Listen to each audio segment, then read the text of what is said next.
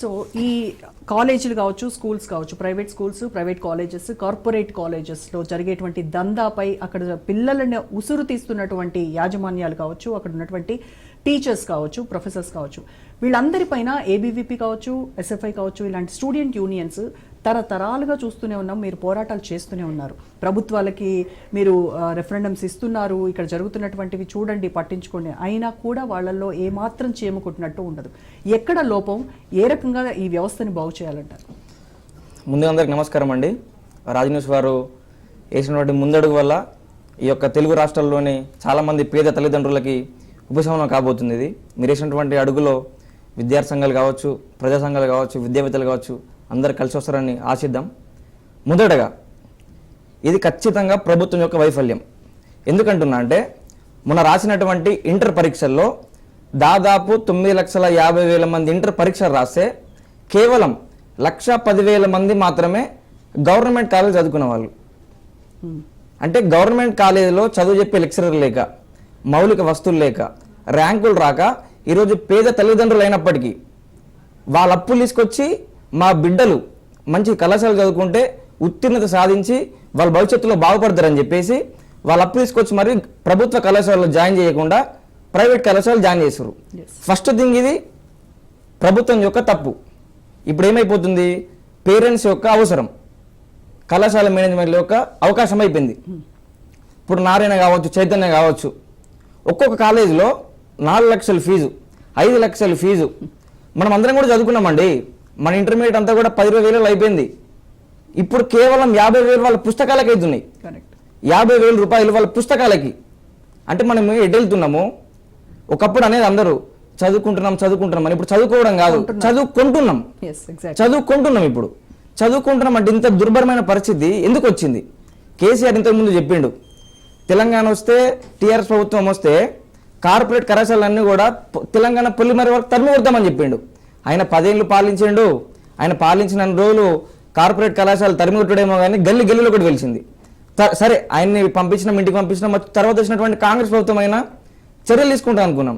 కానీ ఇప్పుడు ఒక్క కళాశాల పేరు మీద 10 కళాశాలలు వెలిసినాయి. పర్మిషన్ ఉండదు, ఏముండదు, మీకు ఫైర్ సేఫ్టీ ఉండదు, బిల్డింగ్ పర్మిషన్ ఉండదు, మీకు వాష్రూమ్స్ ఉండవు, ఏముండవు. మామూలుగా మనం కోళ్ళ ఫారాలు చూస్తాం కదండి, పౌల్ట్రీస్, కోళ్ళని కుక్కుతారు. అందులో పౌల్ట్రీస్ ఏంటి, గొర్రెల్ని పంపించినట్టు మీరు ఒక చిన్న బిల్డింగ్ చూడండి, ఆ బిల్డింగ్ లో 200-300 కెపాసిటీ ఉన్న బిల్డింగ్ లో 1000 మందికి ఈ రోజు విద్యను చెప్తున్నారు. మీరు మామూలుగా మనం చూస్తుంటాం ఎన్నికలప్పుడు 1,00,000 మంది కింద ప్రజలు ఉంటారు, వేదిక మీద నుంచి రాజకీయ నాయకుడు హామీలు ఇస్తా ఉంటాడు. అట్లా అయిపోయింది. ఇప్పుడు కింద 200-300 మంది క్లాస్ రూమ్ లో ఉంటారు, ఒక టీచర్ ఏమో చెప్తా ఉంటాడు. అంటే తల్లిదండ్రులు క్లాస్ రూమ్ కెపాసిటీ ఎంత, దాంట్లో మొత్తం అందరినీ 200-300 పెడితే అక్కడ వాళ్ళకి మినిమం ఆక్సిజన్ కూడా అందనటువంటి సిచ్యువేషన్ లో వాళ్ళ హెల్త్ కూడా గాలికి వదిలేసి వీళ్ళు పాఠాలు చెప్తూ ఉంటారు. ఇప్పుడు దీంట్లో అండి ఫస్ట్ ప్రభుత్వం యొక్క తప్పిదం, రెండోది మేనేజ్మెంట్ లో ఒక అవకాశం, మూడోది ప్రభుత్వ అధికారుల యొక్క అవకాశవాదం. ఇప్పుడు మేము ఉన్నామండి, విద్యార్థి నాయకులు ఎవరైనా వెళ్ళి ఒక కాలేజ్ పైన కంప్లైంట్ ఇచ్చామనుకోండి, ఆ కంప్లైంట్ వల్ల కంప్లైంట్ లాగా లేదు, 1,00,000 రూపాయలు వచ్చేటువంటి గ్యారంటీ పత్రం లాగా అయిపోయింది.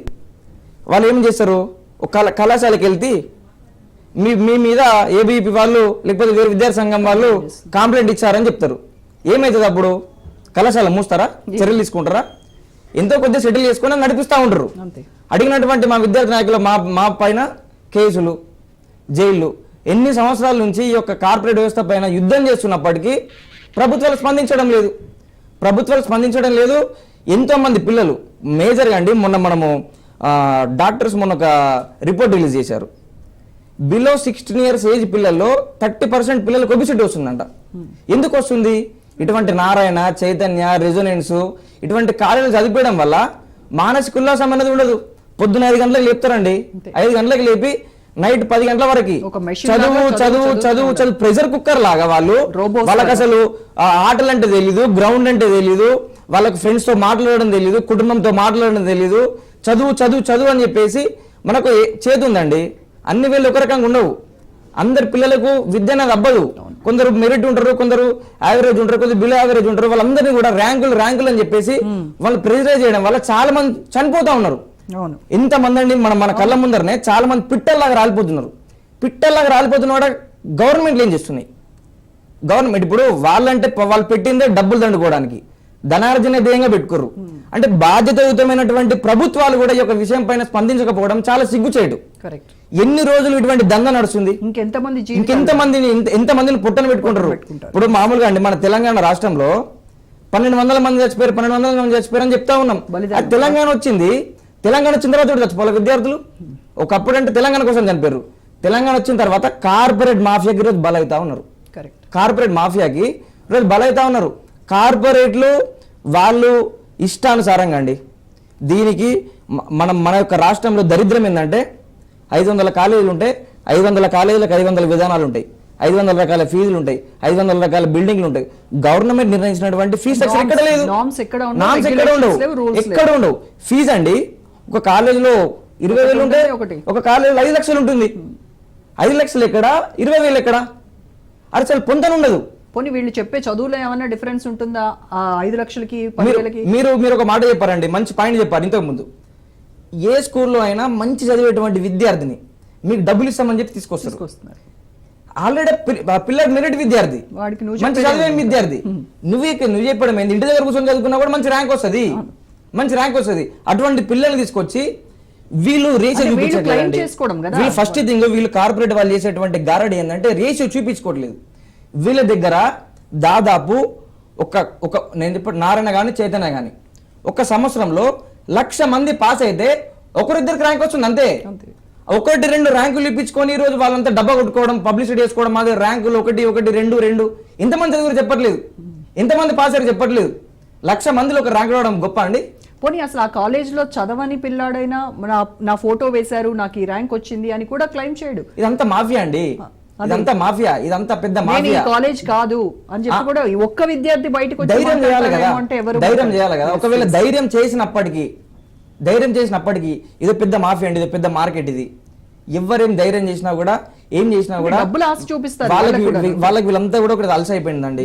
ఇవన్నీ రెగ్యులర్ జరుగుతూనే ఉంటాయి. ఇదంతా ఇప్పుడు మీరు రాజు న్యూస్ లో డిబేట్ పెట్టారు. ఈ డిబేట్ ని కూడా వాళ్ళు ఏంటంటే చాలా ఛానల్స్ చూసినాం మేము, చాలా రకాల డిబేట్ జరిగినాయి. ఇటువంటి డిబేట్స్ మమ్మల్ని ఏం చేయలేకపోయారు. ఇటువంటి విద్యార్థి సంఘ నాయకులు చాలా మంది కొట్లాడిర్రు, మేము కేసులు పెట్టినాం, జైల్లోకి పోయినాం. ఇటువంటి తరహా అయినటువంటి మైండ్ సెట్ వాళ్ళలో ఉంది. ఈ మైండ్ సెట్ కి బ్రేక్ పడాలంటే ఖచ్చితంగా అండి మనం ఎవరం ఏం చేసినా కూడా గవర్నమెంట్ అనేది ఖచ్చితంగా కఠినమైన చర్యలు తీసుకోవాలి. దీనిపైన కఠినమైన చర్యలు తీసుకోకపోతే ఇటువంటి ఈ మాఫియాకి ఇంకా చాలా మంది బలైపోతారు. ఇంకా కొత్త మాఫియాదారులు కూడా పుట్టుకొస్తారు. మీరు ఇంకో విషయం అండి, ఇప్పుడు నారాయణ చైతన్య కాకుండా పక్క రాష్ట్రం నుంచి బ్రాండ్ల పేరు మీద రెసిడెన్స్ కావచ్చు, ఫిజిక్స్ వాళ్ళ కావచ్చు, మోషన్ కావచ్చు, అలైన్ కావచ్చు, బన్సాల్ కావచ్చు, ఇటువంటి వివిధ పేర్లతోటి హైదరాబాద్ మీద పడిపోయి ఈరోజు అడ్వర్టైజ్మెంట్లు బ్రహ్మాండమైనటువంటి ఏసీ పెట్టేసి అద్దాలు పెట్టేసి అది ఓన్లీ ఆఫీసే. మళ్ళీ క్లాస్ రూమ్ ఎట్లుంటది, పందుల దొడ్డి లాగా ఉంటుంది.